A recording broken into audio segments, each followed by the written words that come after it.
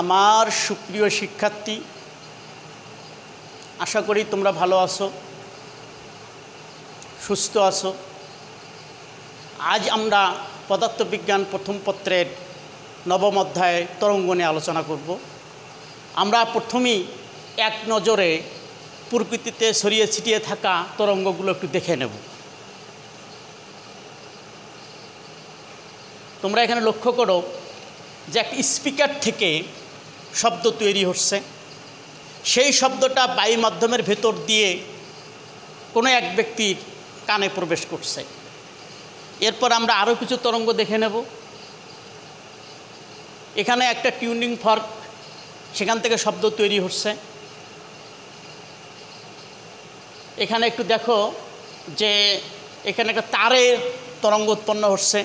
ডান দিকে পুকুরে ঢিল ছুড়লে যে তরঙ্গের সৃষ্টি হয় তা দেখানো হয়েছে। এটাও এক ধরনের তরঙ্গ, এটাও এক ধরনের তরঙ্গ।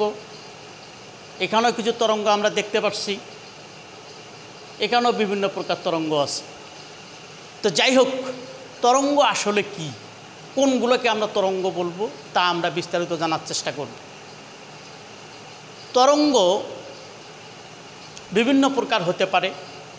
যেমন তরঙ্গ সঞ্চালনের জন্য যদি মাধ্যমের প্রয়োজন হয়, যদি স্থিতিস্থাপক জড়মাধ্যমের প্রয়োজন হয়, তাহলে ওই তরঙ্গকে আমরা বলি যান্ত্রিক তরঙ্গ।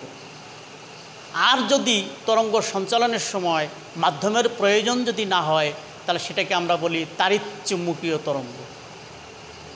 আবার তরঙ্গ সঞ্চালনের সময় বা যান্ত্রিক তরঙ্গ সঞ্চালনের সময় মাধ্যমের কণাগুলোর কম্পনের দিক যদি তরঙ্গ প্রবাহের দিকেই হয়, তাহলে সেই তরঙ্গকে আমরা বলি অনুদৈর্ঘ্য তরঙ্গ। আর যদি মাধ্যমের কণাগুলোর কম্পনের দিক এবং তরঙ্গ প্রবাহের দিক, মাধ্যমের কণাগুলোর কম্পনের দিক এবং তরঙ্গ প্রবাহের দিক যদি পরস্পর সমকোণে থাকে, তাহলে সেটাকে বলি আমরা অনুপ্রস্থ বা আর্ত তরঙ্গ। আমরা উদাহরণে এগুলো দেখে নেব। আবার এরকমও হতে পারে, একটা তরঙ্গ সময়ের সাথে সঞ্চালিত হতে পারে, সেটাকে আমরা বলি অগ্রগামী তরঙ্গ। আবার এই অগ্রগামী তরঙ্গ প্রতিফলিত হয়ে মাধ্যমের সীমিত অংশ উৎপন্ন হতে পারে, সেটাকে আমরা বলি স্থির তরঙ্গ। আবার তরঙ্গকে একমাত্রিক, দ্বিমাত্রিক, ত্রিমাত্রিকও বলা যেতে পারে। যাই হোক, আমরা ছবিতে কিছু জিনিস দেখার চেষ্টা করব। আমাদের প্রথম যে ছবিটা, এখানে বায়ু মাধ্যমের ভিতর দিয়ে তরঙ্গ সঞ্চালন দেখানো হয়েছে। এটা আসলে অনুদৈর্ঘ্য তরঙ্গ। এই তরঙ্গের সংকোচন প্রসারণ, সংকোচন প্রসারণ, সংকোচন ঘটেছে। একটা সংকোচন থেকে, বায়ু মাধ্যমের কণাগুলোর সংকোচন থেকে আর একটা সংকোচন পর্যন্ত এই দূরত্বটা আমাদের তরঙ্গ দৈর্ঘ্য। আবার আর একটা চিত্রে আমরা দেখতে পাচ্ছি পুকুরে ঢিল দিলে সেখানেও কিন্তু তরঙ্গ উৎপন্ন হয়, এটা আসলে আর্ত তরঙ্গ। আর এখানে তৃতীয় চিত্রে আমরা এখানে দেখতে পাচ্ছি যে একই রকম দুটো তরঙ্গ পরস্পরের উপর পরিপাতিত হয়ে মাধ্যমের সীমিত অংশে স্থির তরঙ্গের সৃষ্টি হয়েছে। আবার এটা হলো তাড়িৎচুম্বকীয় তরঙ্গ, এটা সঞ্চালনের জন্য মাধ্যমের কোনো প্রয়োজন হয় না। তো যাই হোক, এক নজরে আমরা আরেকটু বলে নিতে চাচ্ছি, তরঙ্গ বিভিন্ন প্রকার হতে পারে। তরঙ্গ সঞ্চালনের জন্য মাধ্যমের প্রয়োজন হলে, স্থিতিস্থাপক জড়মাধ্যম আবশ্যক হলে তাকে বলা হয় যান্ত্রিক তরঙ্গ। যান্ত্রিক তরঙ্গের খুব ভালো একটা উদাহরণ হচ্ছে শব্দ তরঙ্গ। চাঁদে কিন্তু কোনো বায়ুমণ্ডল নাই, তার মানে কোনো ওখানে স্থিতিস্থাপক জড়মাধ্যম নাই, এই জন্য সেখানে কিন্তু শব্দ সঞ্চালিত হতে পারে না। অর্থাৎ চাঁদে দুই ব্যক্তির, এক ব্যক্তি কথা বললে অপর ব্যক্তি কিন্তু সেটা শুনতে পায় না। ভূপৃষ্ঠে আমি কথা বলছি, তোমরা শুনতে পারছো। তো আমি যখন কথা বলছি তখন কিন্তু বায়ু মাধ্যমের কণাগুলো সংকুচিত হচ্ছে, স্থিতিস্থাপকতার জন্য পরে আবার প্রসারিত হচ্ছে, আবার সংকুচিত হচ্ছে। এভাবে কিন্তু শক্তি বা শব্দটা আমার মুখ থেকে তোমাদের কান পর্যন্ত যাচ্ছে। আমরা একটু বোর্ডে দেখার চেষ্টা করব ভালো করে। মনে করো এখানে বায়ু মাধ্যমের এই কণাটা আছে, বায়ু মাধ্যমের কণাটা কম্পিত হবে, বিস্পন্দিত হবে। আবার স্থিতিস্থাপকতার কারণে পরবর্তী কণাটাকে কিন্তু প্রথম কণাটি পরবর্তী কণাটিকেও আন্দোলিত করবে বা স্পন্দিত করবে, কিন্তু এই কণাগুলোর অবস্থানের কোনো পরিবর্তন হবে না। একটা উদাহরণ দিতে পারি। মনে করো তোমরা আমার সামনে সারিবদ্ধভাবে 10 জন স্টুডেন্ট 3 ফিট দূরে দূরে বসে আছো। তো আমি একটা কলম প্রথম ছাত্রকে দিলাম, সে কলমটাকে দ্বিতীয় ছাত্রকে দিল, দ্বিতীয় ছাত্র তৃতীয় ছাত্রকে দিল। এভাবে কিন্তু কলমটা একসময় কক্ষের এই প্রান্ত থেকে ওই প্রান্ত চলে যাবে, কিন্তু ছাত্রদের অবস্থানের কোনো পরিবর্তন হবে না। তাহলে আমরা এখানে দেখতে পাচ্ছি একেবারে একই রকম, যখন তরঙ্গ যখন একটা কণাকে স্পন্দিত করা হয়, সেই স্পন্দনটা পরবর্তী কণায় ছড়িয়ে পড়ে, সেখান থেকে পরবর্তী কণায় যায়। এভাবে স্পন্দন বা আলোড়ন এক কণা থেকে আরেক কণাতে স্থানান্তরিত হয়, কিন্তু কণাগুলোর অবস্থানের কোনো পরিবর্তন হয় না। তাহলে তরঙ্গ কি? যান্ত্রিক তরঙ্গ কি? তাহলে এখান থেকে আমরা সংজ্ঞায়িত করতে পারি যে মাধ্যমের কণাগুলোর পর্যায়ক্রমিক বা ধারাবাহিক আন্দোলন বা আলোড়নই হলো তরঙ্গ। এই আলোড়নের মাধ্যমে শক্তি সঞ্চালিত হয়, কিন্তু কণাগুলোর অবস্থানের কোনো পরিবর্তন হয় না। আমরা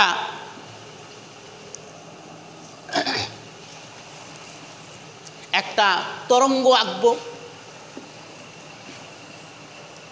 একটু লক্ষ্য করলে দেখো এখানেও একটা তরঙ্গ দেখানো হয়েছে। তো একটা তরঙ্গের আমরা একটু তরঙ্গ এঁকে দেখাবো।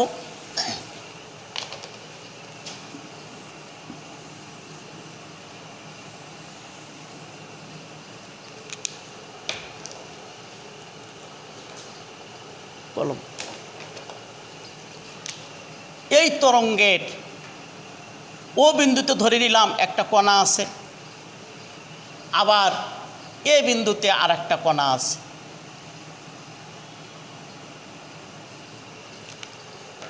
এই ও থেকে এ পর্যন্ত এটুকু হচ্ছে একটা পূর্ণ স্পন্দন, একটি পূর্ণ স্পন্দন।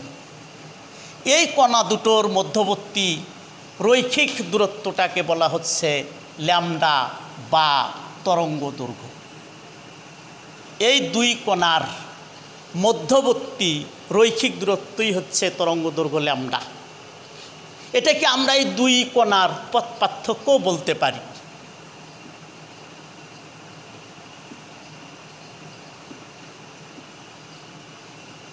আবার এই দুই কণার মধ্যবর্তী কৌণিক দূরত্বটা হচ্ছে টয়েস পাই। এই টয়েস পাইকে আমরা বলতে পারি এই দুই কণার দশা পার্থক্য।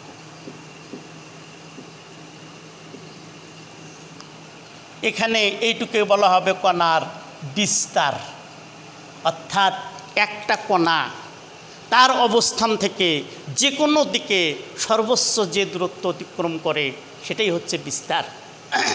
তাহলে এই আলোচনা থেকে আমরা দেখতে পাচ্ছি যে দুটো কণার রৈখিক দূরত্ব বা পথ পার্থক্য ল্যামডা হলে ওই কণাদ্বয়ের দশা পার্থক্য আসলে টয়েস পাই, অর্থাৎ পথ পার্থক্য ল্যামডা হলে দশা পার্থক্য হবে টয়েস পাই। এখন পথ পার্থক্য যদি এক্স হয় তাহলে দশা পার্থক্য হবে টয়েস পাই ভাগ ল্যামডা ইন্টু এক্স। অর্থাৎ আমরা যে লাইনটা পেয়ে যাচ্ছি দশা পার্থক্য সমান সমান 2 পাই ভাগ ল্যামডা ইন্টু পথ পার্থক্য। এটা হচ্ছে আমাদের এই অধ্যায়ের প্রথম সমীকরণ, খুব কাজে লাগবে। এই টয়েস পাই ভাগ ল্যামডাকে আমরা অনেক সময়ই কে দিয়ে প্রকাশ করি। এই কে আমরা তরঙ্গ সংখ্যাও বলে থাকি। এখন আমরা আর একটু এখানে দেখার চেষ্টা করব। ও থেকে এ এইটুকু আসলে একটা পূর্ণ স্পন্দন বা একটা পূর্ণ কম্পন। এরকম একটা পূর্ণ স্পন্দন দিতে যে সময় লাগে সেটাকে বলা হয় পর্যায়কাল টি। তাহলে পুরোটুকু যদি সময় লাগে টি, তাহলে এইটুকুকে আমরা বলবো অর্ধ পর্যায়কাল, এবং এই ডিস্টেন্সটা হবে ল্যামডা ভাগ 2। একইভাবে যদি আমরা আরও অর্ধেক করার চেষ্টা করি, তাহলে এইটুকু হবে আমাদের ল্যামডা ভাগ 4। আমরা এইটুকুকে 1/4 বলে আখ্যায়িত করব। তাহলে 1/4 1 2 3 4 এভাবে আমরা পরবর্তীতে কিন্তু গণনা করব। 1 2 3 4 4/4 একটি পূর্ণ সংখ্যা।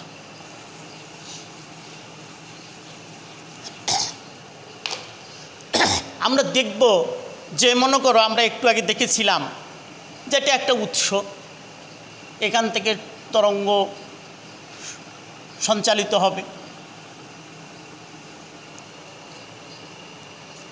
এখন এই তরঙ্গের কি আছে? এই তরঙ্গের ক্ষেত্রে আরেকটি গুরুত্বপূর্ণ রাশি হচ্ছে তরঙ্গের বেগ v = f ল্যামডা। এফ হচ্ছে এই উৎসের কম্পাঙ্ক, উৎস এর কম্পাঙ্ক হচ্ছে এফ, আর তরঙ্গ দৈর্ঘ্য হচ্ছে এখান থেকে v = f ল্যামডা, কম্পাঙ্ক গুণন তরঙ্গ দৈর্ঘ্য। এখন এই উৎস যদি ঠিক থাকে, এই জায়গার মাধ্যমের যদি আমরা পরিবর্তন করি, মাধ্যম আমাদের উৎস ঠিক আছে, আমরা মাধ্যমের পরিবর্তন করেছি, তাহলে আমাদের ল্যামডা পরিবর্তিত হবে, আমাদের ল্যামডা পরিবর্তিত হবে। উৎস ঠিক আছে, মাধ্যম পরিবর্তিত হয়েছে, আমাদের ল্যামডা পরিবর্তিত হবে। আবার যদি আমরা মাধ্যম ঠিক রেখে উৎস পরিবর্তিত করি, উৎস যদি পরিবর্তন করা হয় তাহলে আমাদের কম্পাঙ্কের পরিবর্তন হবে। তাহলে এখন আমরা বলতে চাচ্ছি যে মাধ্যম একই, আমাদের ভিন্ন ভিন্ন দুটো উৎস আছে। প্রথম উৎসের কম্পাঙ্ক f1, দ্বিতীয় উৎসের কম্পাঙ্ক f2। যেহেতু মাধ্যম একই, সুতরাং বেগ কিন্তু একই থাকবে। মাধ্যম যখন একই থাকে, বেগ কিন্তু তখন একই থাকবে। তাহলে দুটো তরঙ্গের জন্য আমরা আলাদা আলাদা করে পাবো। প্রথম তরঙ্গের জন্য পাবো v = f1 ল্যামডা, দ্বিতীয় তরঙ্গের জন্য আমরা পাবো v = f2 ল্যামডা। এখন যেহেতু বেগ একই, সুতরাং আমরা লিখতে পারি f1 ল্যামডা 1 = f2 ল্যামডা 2। এটা হলো আমাদের এই অধ্যায়ের তৃতীয় সমীকরণ। দ্বিতীয় সমীকরণ হচ্ছে v = f ল্যামডা। এর সাথে আর একটা ছোট্ট জিনিস আছে, f = আবার 1/t। এখানে টি হলো পর্যায়কাল। এই সমীকরণগুলো আমাদের পরবর্তীতে লাগবে।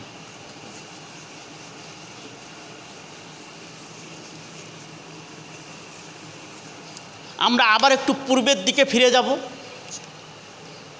আমরা বলেছিলাম একটা তরঙ্গ যখন সময়ের সাথে সঞ্চালিত হয় সেটা অগ্রগামী তরঙ্গ, এই তরঙ্গের মাধ্যমে আসলে শক্তি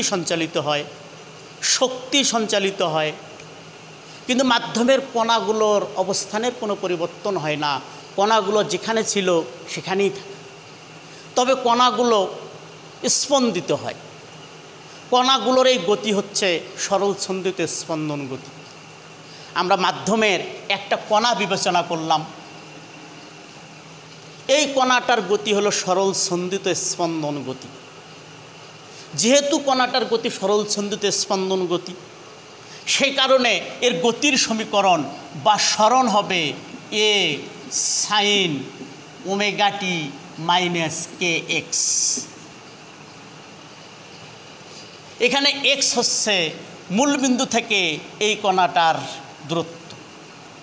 আমরা এখানে সাইন ব্যবহার করেছি, ইচ্ছে করলে কসও ব্যবহার করতে পারতাম। তাহলে এই সমীকরণটাকে যদি আমরা একটু সমাধান করার চেষ্টা করি, একটু বিশ্লেষণ করার চেষ্টা করি, ওমেগার পরিবর্তে ওমেগা কৌণিক বেগ আমরা লিখতে পারি 2π/t ইন্টু টি মাইনাস কে, একটু আগে আমরা দেখেছিলাম 2π/λ ইন্টু এক্স। আমরা জানি টি সমান 1/f, সুতরাং আমাদের দাঁড়াবে A sine 2π/f(t) minus 2π/λ into x. আবার আমরা জানি v equal to f lambda, অতএব এফ সমান হবে v/λ। তাহলে এফের পরিবর্তে যদি আমরা v/λ বসানোর চেষ্টা করি, তাহলে আমাদের v/λ যদি বসাই, পরবর্তীতে যদি আমরা এ সাইন 2π/λ কমন নেওয়ার চেষ্টা করি, তাহলে আমার দাঁড়াবে ভিটি মাইনাস এক্স ওয়াই। এই সমীকরণটাই আমাদের বহুল আলোচিত অগ্রগামী তরঙ্গের সাধারণ সমীকরণ। এই সমীকরণে এই পুরো অংশটুকু হচ্ছে দশা, আর শুধু 2π/λকে আমরা বলতেছি কে বা তরঙ্গ সংখ্যা।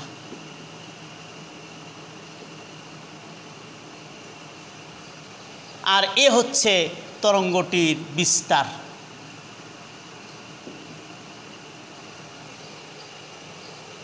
সুপ্রিয় শিক্ষার্থী, আমরা আবার একটু সামনের দিকে এগিয়ে যাব। আমি এক কথায় আরও 2-1টা কথা বলে নেই। আসলে অগ্রগামী তরঙ্গের সাধারণ সমীকরণ, এটা অগ্রগামী তরঙ্গ কি, কোনগুলোকে আমরা অগ্রগামী তরঙ্গ বলবো? এই যে আমি কথা বলছি, এই তরঙ্গটা আসলে অগ্রগামী তরঙ্গ। যে তরঙ্গটা সময়ের সাথে সঞ্চালিত হয় সেটাই আসলে অগ্রগামী তরঙ্গ। আমরা এক নজরে একটু বলে নেব এরকম একটা অগ্রগামী তরঙ্গের কি কি থাকে। এরকম একটা অগ্রগামী তরঙ্গের বিস্তার থাকে, তারপর এর বেগ থাকবে, বিস্তার থাকে, বেগ থাকবে, তারপরে কম্পাঙ্ক থাকবে, তরঙ্গ দৈর্ঘ্য থাকবে, কম্পাঙ্ক যেহেতু হচ্ছে পর্যায়কাল থাকবে। এই কটা আসলে মোটামুটি মৌলিক, এই কটা থাকবেই। এছাড়াও আরও যে বিষয়গুলো থাকবে, এর তীব্রতা থাকবে। তীব্রতার সমীকরণ হবে 2π/f²